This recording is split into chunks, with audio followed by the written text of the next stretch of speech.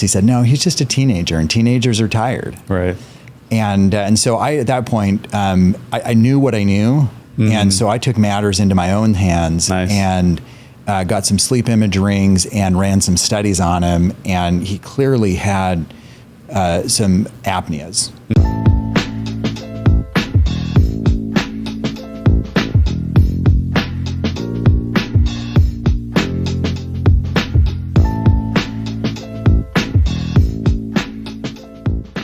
Welcome to the Alfi Podcast, episode number 34, with our very special guest, Dr. Jeremiah Wetman from Sedona, Arizona. Yeah. One of the blessed places on this earth. Yeah, and, definitely. You're not going to want to miss this episode because Jeremiah is not only a airway periodontist, that's a thing. Yep. And we'll talk about how that's a thing, especially for you with your airway journey. Yeah. But also a husband to an airway patient, father to an airway patient, and a soon-to-be airway patient. So a lot of perspective to gain. And let's get into it.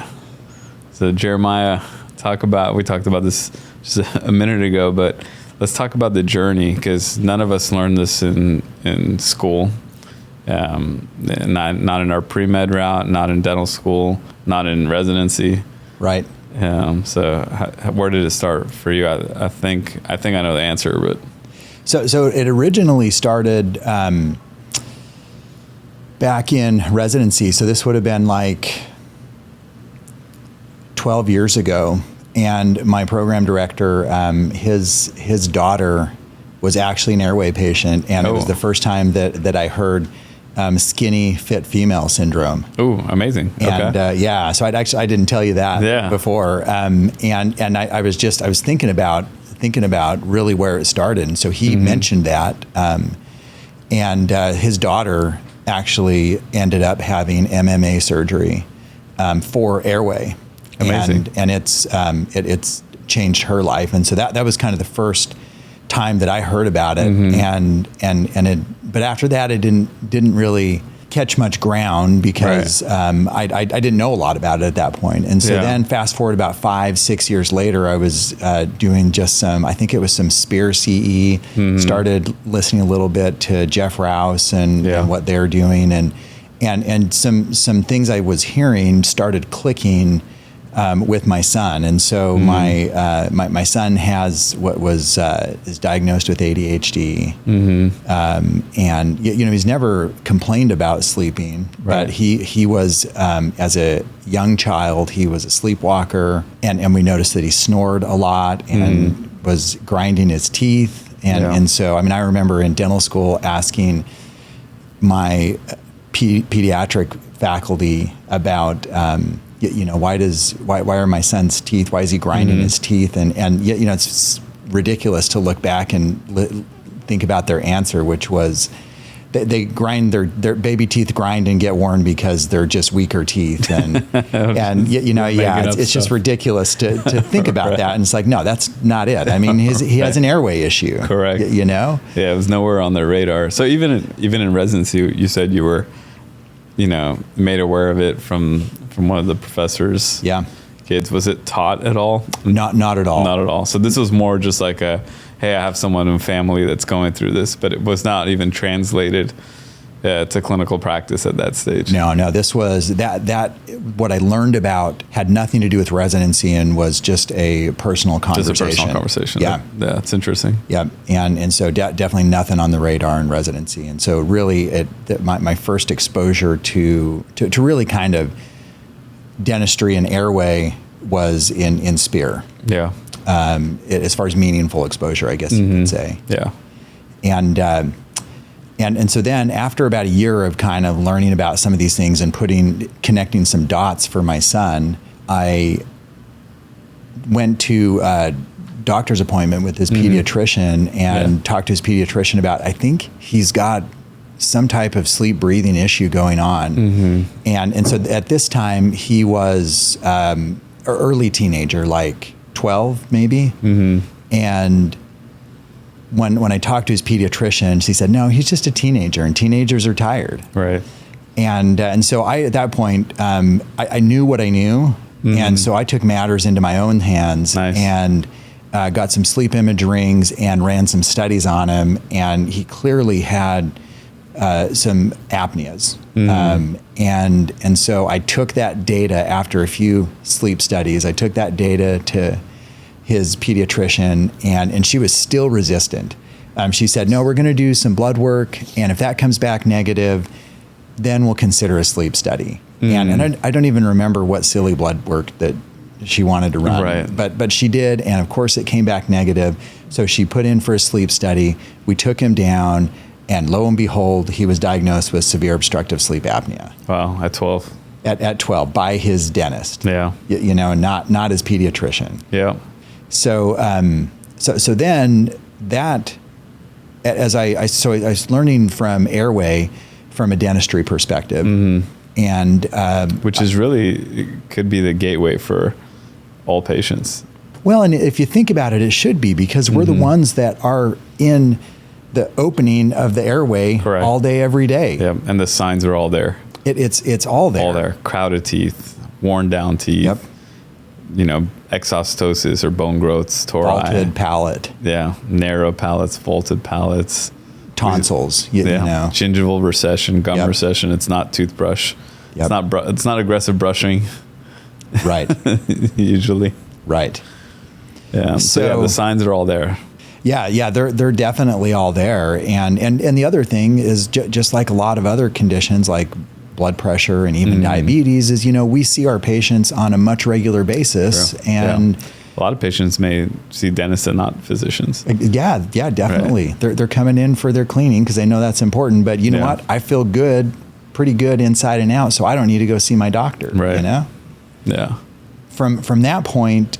So we had him. He was diagnosed, and then it was just that's another thing that's challenging is trying to get actual help. They put him on a CPAP, but there's just a CPAP is tough, especially on. I think by the time we finally got him diagnosed, he was maybe 15, and it's hard to get CPAP compliance with a 15-year-old. Yeah, it's hard in a 50-year-old. Well, it is. Yeah, I mean, it's hard for anybody, but a teenager, and for him, it was a struggle because he hated it because one, it's hard to sleep with, and two, it's out in his room, and so if his friends are coming over, he's like frantically trying to put it away, so they don't see it. Although. One of his friends saw it once and made a funny comment that, hey, my dad uses one of those too. And it wasn't a big deal. So, but he, initially self-conscious of it. Yeah.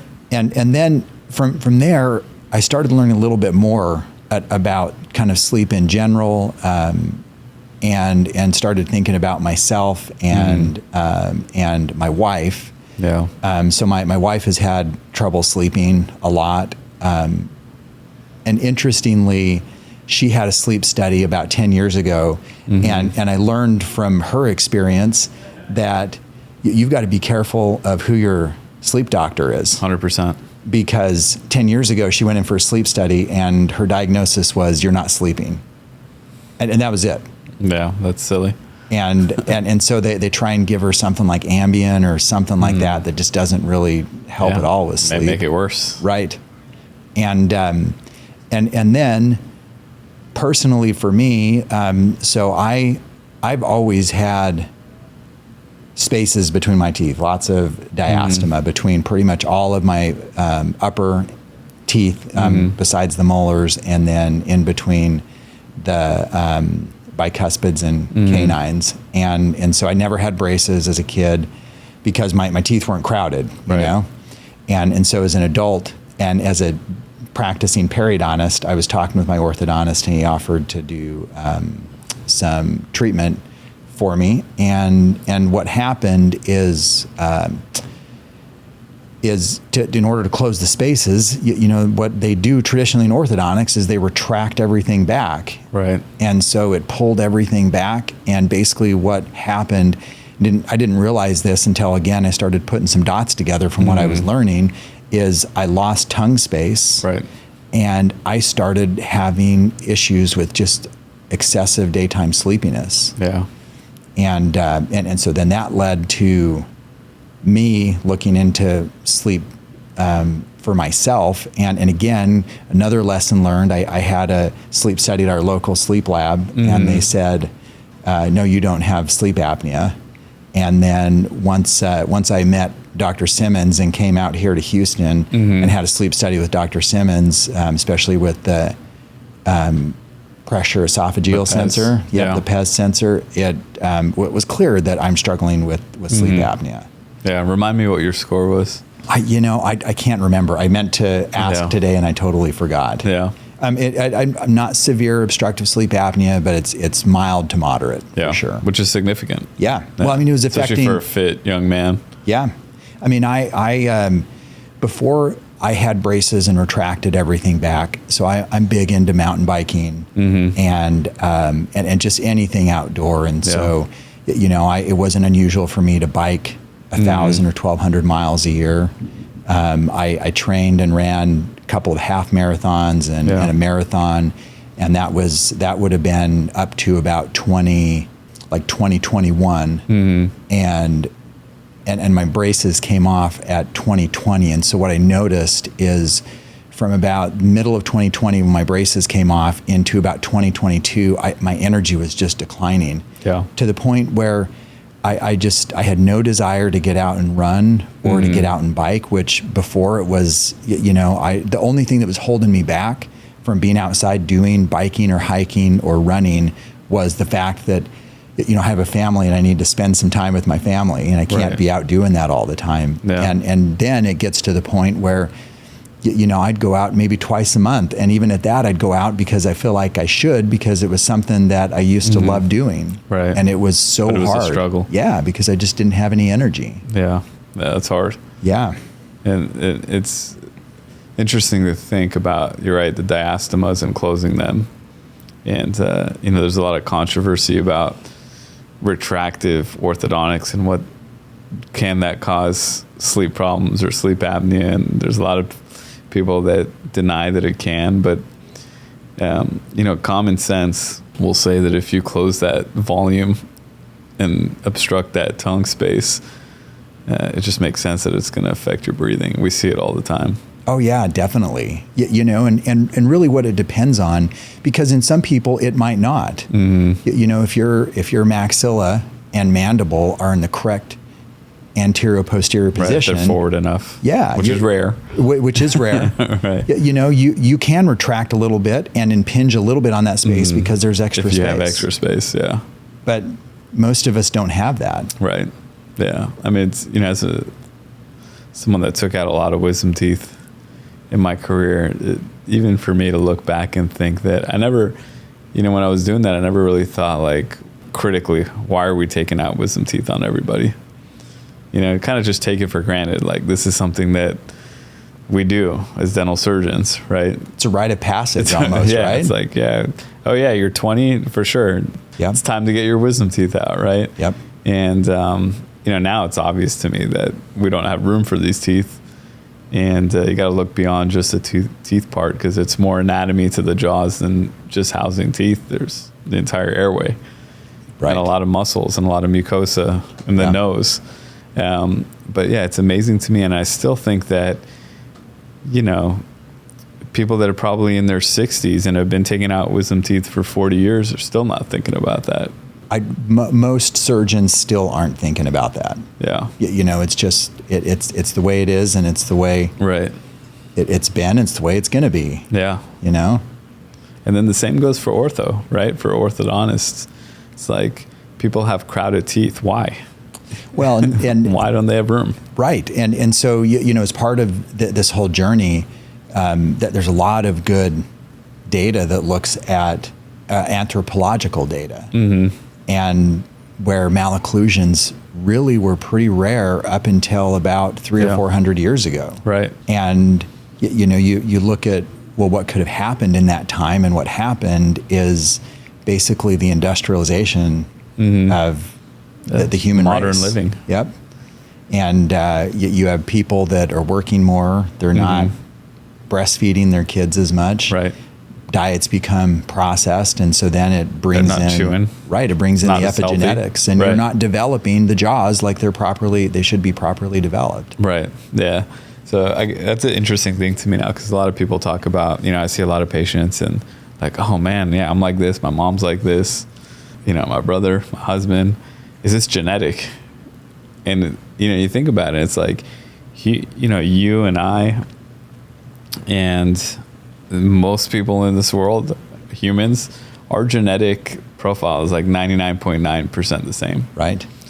Like there's a very, very small difference in the genetic code that gives us these different characteristics that makes us individual. But for the most part, we all have the same genetics, right. Besides very, very few things and some mutations and some discrepancies. So in essence, yes, it's genetic because we all have genes.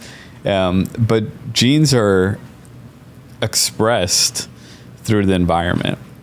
Exactly. Right. And we talk about phenotypical expression. It's like, how are those genes expressed? So yes, it is genetic, but not genetic in the way that people are asking.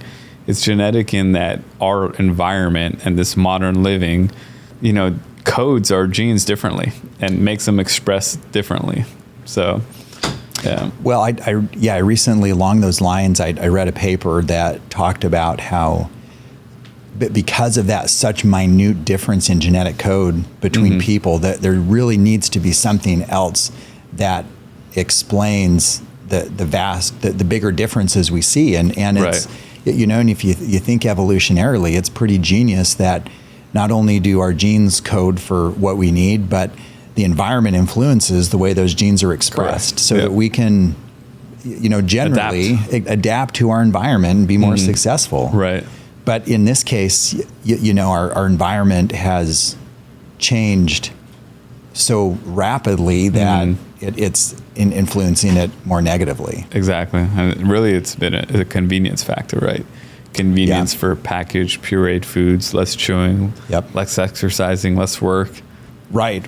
And Marianne Evans talks about how our diet used to be the consistency of beef jerky. Yeah.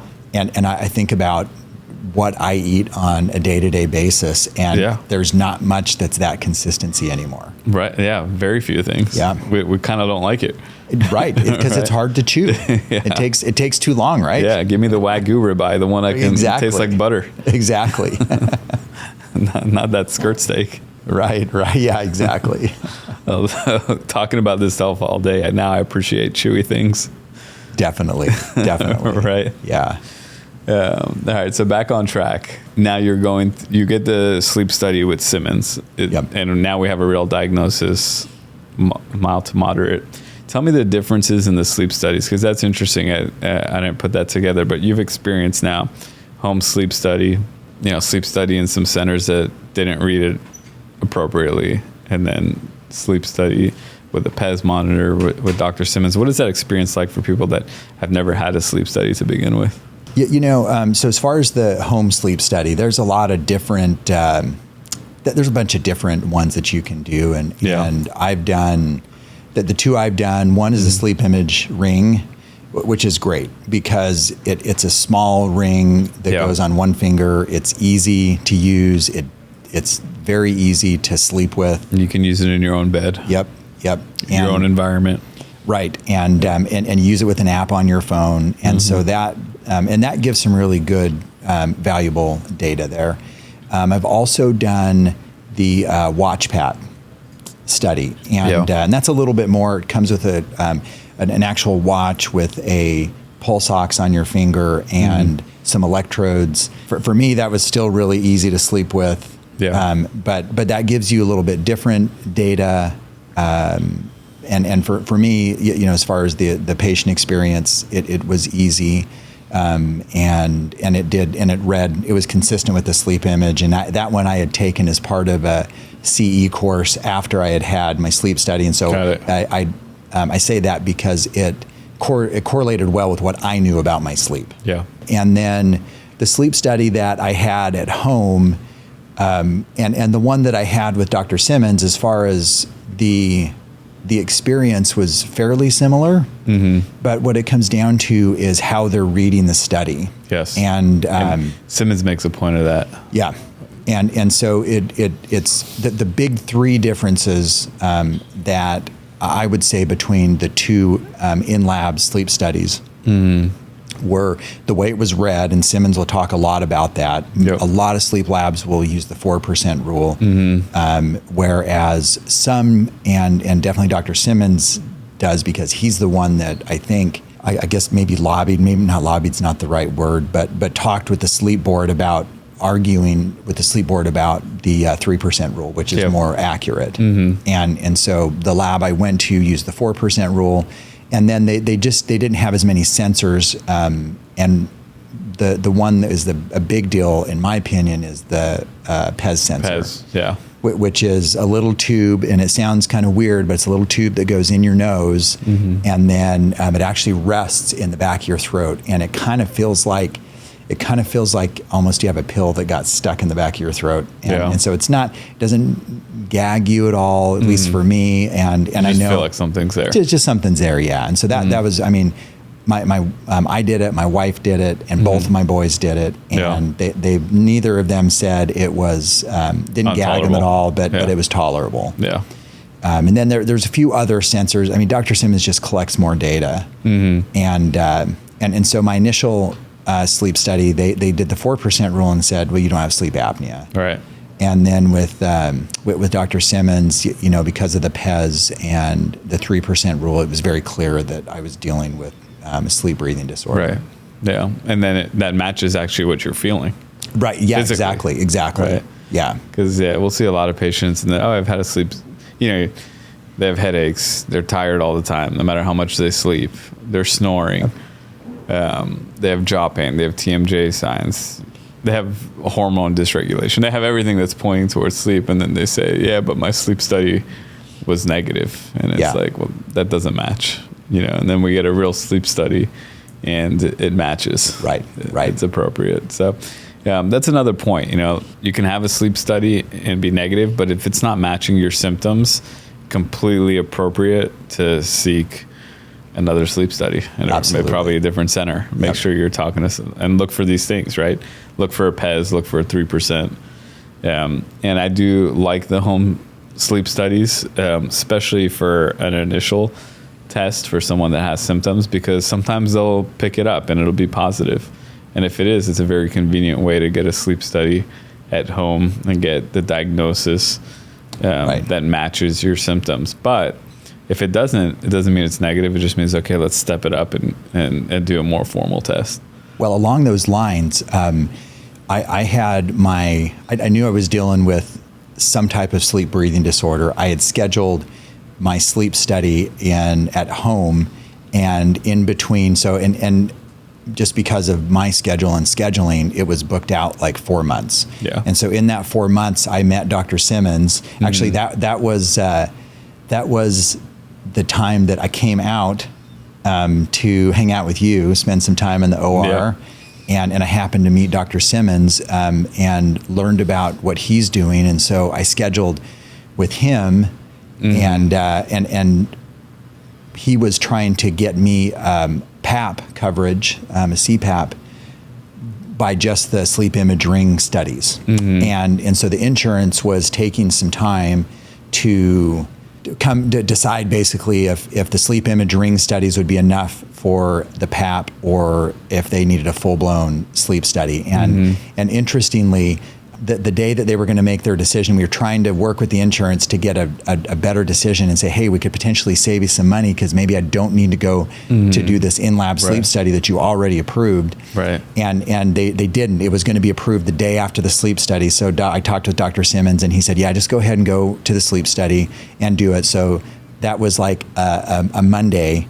and I got the results back later, but on Tuesday, just based on the sleep image ring studies with Dr. Simmons, I was approved for the PAP therapy. Yeah, that's great. And then like 2 weeks later, they come back from the original sleep study and said, oh yeah, you don't have sleep apnea. But the insurance has already approved the PAP therapy from the sleep image ring. And so, but what it came down to is when you're looking at sleep breathing disorders, there's a whole continuum, and what that center was looking for was the 4% rule, which is severe obstructive sleep apnea. And then that's like maybe, I don't know, 10 or 15%. And then you've got 85% over here that are still struggling with sleep breathing disorders, but they're not being diagnosed. Yeah. So the equivalent, the analogy to that, and this is so typical of medicine in this world, is that it's like, you don't treat heart disease until there's end stage heart failure. Right. Or you don't treat liver disease until there's end stage liver disease. It's like looking for diabetes and saying, okay, you have type 2 diabetes when your A1C is 13%. Right. We have the 13% rule. Right. Yeah, exactly. And so, but really we know that diabetes is a problem if you're above 7%. And so you're missing this whole group that's struggling with it because of the rule that we have. Right. Yeah, exactly. We're treating rules for end stage. Exactly. And that becomes the standard. Yep. Yeah, it's interesting. We had Sandra Kahn here, who authored Jaws, and she was we were talking about standards, and she made a good point. It's like, standards are terrible. Standards do not mean, I don't know about terrible, but they do not mean good care.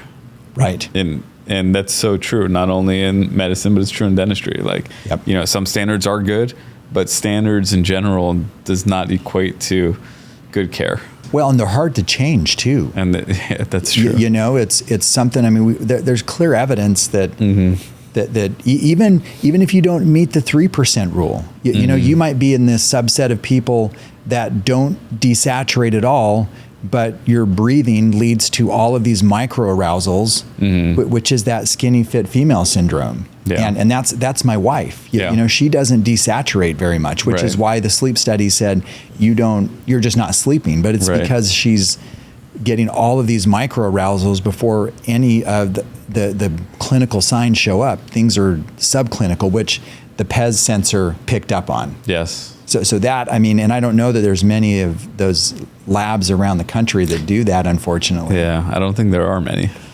And so, but that's, in my opinion, that's the gold standard. Yeah, I agree. And for anybody that has symptoms and it's not matching what they're testing, I think that's where they should be looking. Absolutely. Yeah. I mean, I fly out to Houston to see Dr. Simmons. Yeah. And many people do. Yeah, it's just I know that he has the right equipment to get the proper diagnosis. Yeah. Yes. So that's interesting. As we're sitting here talking, and I know I've seen you at least 4 different CE courses. Yeah. At least, right? I think so. Yeah. And you've probably been to others that I haven't seen you at. So there are very few periodontists out there that have studied Airway like you. And then on top of that, you've taken care of your family who have gone through the journey of Airway. Right. You've had every type of sleep study. There's probably, safe to say, there's very few experts like you that understand Airway. I mean, I've never really thought about it that way. Yeah, well, I've never really thought about it that way, but you're right. I mean, that's from a practitioner point of view, from a caretaker with my wife and my son and having jaw surgery, and then I'm going to be a patient myself, or I am a patient having surgery coming up here in 2.5 weeks. Yeah, I definitely stay tuned because we're going to do a podcast afterwards. This is a pre-surgery podcast. We're obviously going to follow Jeremiah's story and see afterwards. And on top of that, you've been in the operating room. Right. And you've seen these cases firsthand. Yep. So your perspective is really unique, I think, for this. Do you see, in Houston, and I know you know this because you've been here multiple times for Airway education. Yeah. And Houston, the providers are really, it's still not every provider, but they're more and more, it's catching like wildfire that dentists and physicians are starting to understand airway disorders and breathing disorders. And I think it's a great thing. What do you see the landscape in Arizona right now? As far as airway and dentistry, most of it is going to be centered around dental appliances.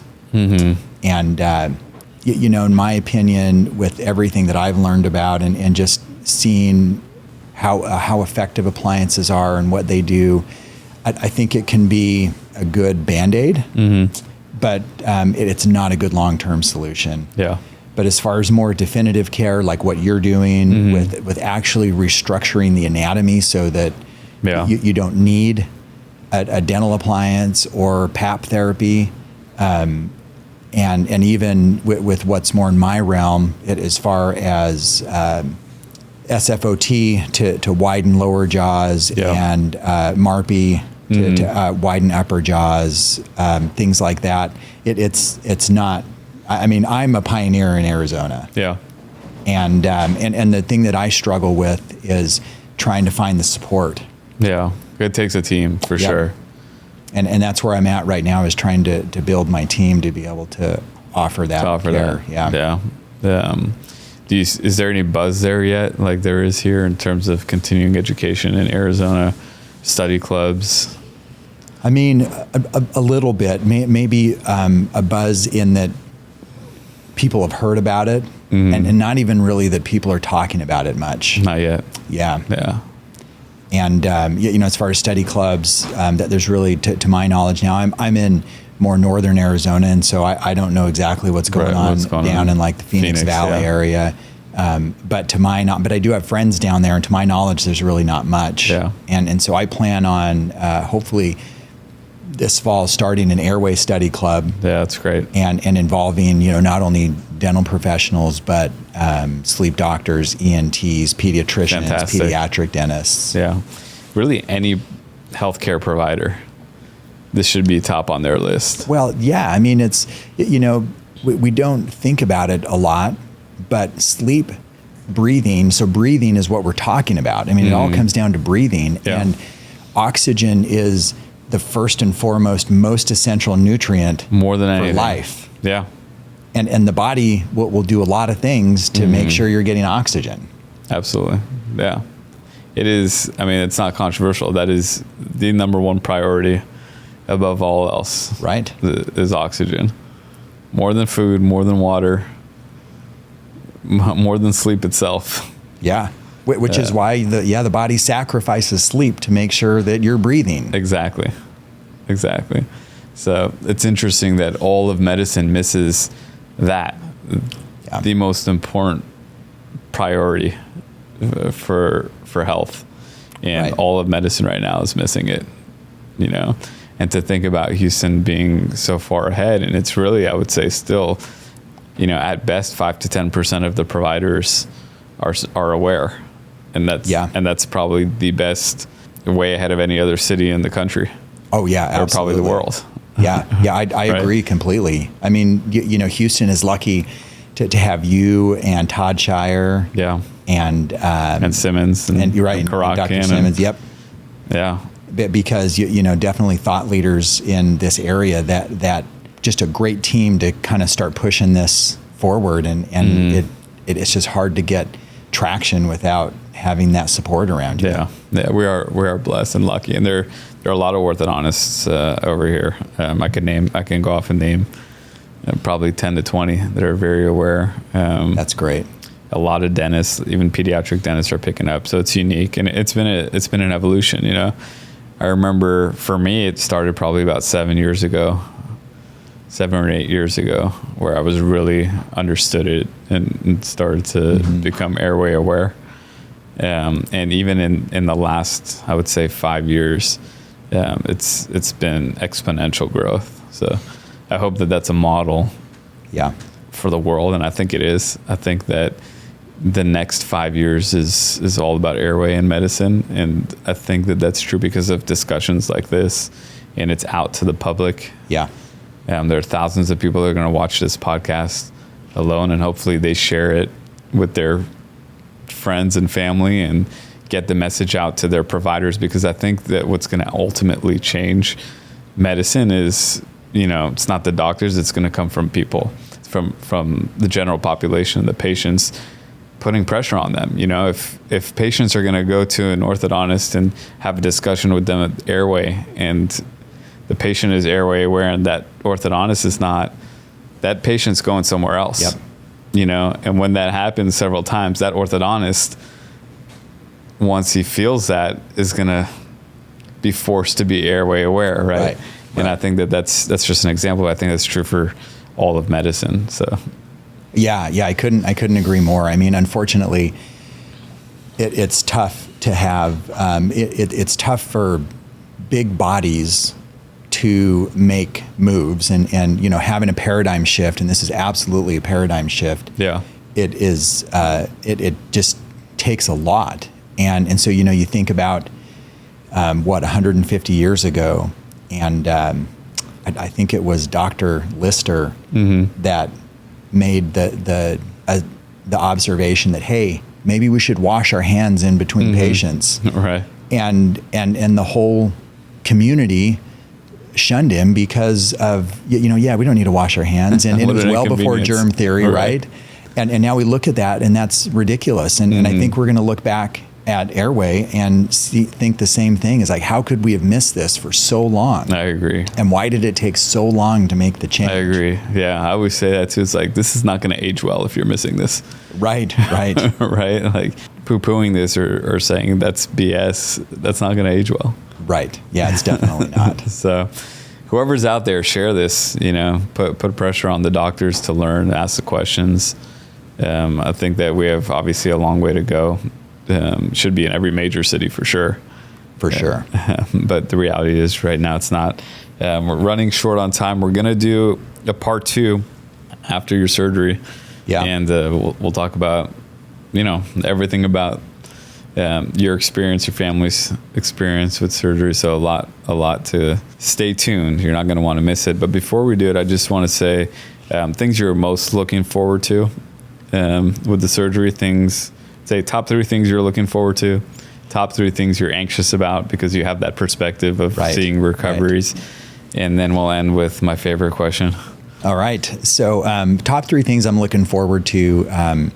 So we were talking yesterday about, I was looking, so my wife now is 8 months post-op. And it's kind of interesting because the change in the face is fairly substantial. Yeah.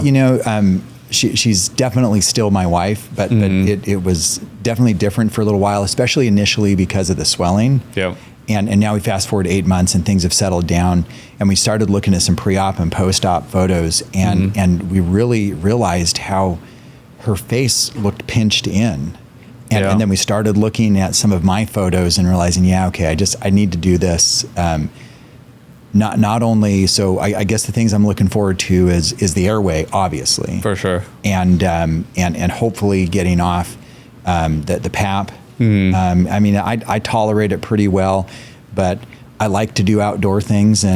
And I went, last weekend I was camping in the Grand Canyon, and I can't obviously backpack with my PAP. And it's nice not to be dependent. Yeah, and my sleep wasn't great. Yeah. And so I'm looking forward to that. I think aesthetically, I think it's going to look better. It's going to look awesome. My son, my son, that's one of his biggest things. He's like, I like the way I look now. I got a strong jawline. That's great. My mid face isn't pinched, and then I guess the other thing, if I have to pick 3, is to be able to really complete this journey as a patient, and that's going to help me as a practitioner in helping my patients and helping move this forward. Yeah, absolutely. As far as the things that I'm worried about, my son and my wife both had their surgery on the same day, one at 8 o'clock, one at 10 o'clock. And so I got to see kind of you were the most stressed person in the world that day. Yeah, that was tough. And they were in separate rooms overnight, and I was bouncing back and forth between. I remember that. Yeah. And I mean, and I know you're straight with your patients. The first week sucks. Yep. That's all I always say. Yeah. The first week sucks. So I'm definitely a little bit worried about that. I mean, I'm a little bit worried. I mean, I'm looking forward because I know that my mid face is deficient, and so I do think bringing forward, I think it'll help balance my nose and it'll get rid of that concave profile that I have. But I am worried about going back and seeing patience. I've got 2 weeks off, Yeah. and so and I know there's going to be a lot of swelling, and the way as a periodontal practice, I see a lot of I've known a lot of my patients for a lot of years, and Right. so it's going to be probably a lot of conversations For sure. of what happened, Right. Which will be probably a little uncomfortable for me, but then at the same time, as I'm thinking about it here, that's a good conversation starter for. Absolutely. I'm doing this because of my health. Yeah. And I mean, so many of my patients need it, so it can be a good kind of starter conversation. Yeah, definitely. And then the other thing is probably the numbness. Yeah. I mean, it just. How long will it be? Right. and so for my wife, she's got some numbness on half of her tongue still. Yeah. And definitely the chin area, and then my son, it is numb in the chin. Yeah. And it's, there's definitely some starting to come back, but it's slow. And the palate. Yeah, the palate usually takes a year. Yeah. Yeah. And that one I'm not too worried about. And, Right. and I told my wife about that, because when I go in and harvest a connective tissue graft, Correct. I cause numbness too. And sometimes it takes like 9 months. And that's not, I mean, that's mild compared to what has to be done with Right. MMA surgery. Yeah. Yeah. Yeah, that's true. It's interesting. Not many people complain about the palate. But I think everybody gets, there very few people end up without palatal numbness. Yeah. And that usually does take 9 months to a year. Right. But few people do. At least you can enjoy hot pizza. right. without all that. So we're gonna follow up, obviously, when you're here for your post-op and feeling up to it. Okay. But yeah, looking forward to it. I know we're gonna do well. Yep. I think this will be a huge success for you. Yeah, I'm a great message to the world for sure. I'm excited. Yeah. Yeah. All right, best basketball player of all time. I mean, of all time. So I'll tell you. So I grew up in Utah, and Do it. We haven't had one yet. my favorite. I would say my favorite basketball player of all time is Karl Malone. Yeah. I grew up watching him play. Yeah. I wouldn't say that he's the best, though. I mean, he's among the best. He's amongst them for sure. Especially if you're going to talk about power forwards, it's an arguable. He's the arguable best for sure. Yeah. And I have a hard time as far as the best. I have a hard time. I go back and forth between Michael Jordan and Kobe Bryant. Yeah. And I don't think that's my 1 and 2 for sure. You couldn't convince me that even anyone like Steph Curry or LeBron James are not up on there that. with them. Yeah, I agree. But they're on Michael Jordan and Kobe Bryant are on a whole other level. I agree with you. Yeah, I agree with you. Awesome. All right, stay tuned. Thank you for coming. Yeah, thanks for having me. All right, definitely.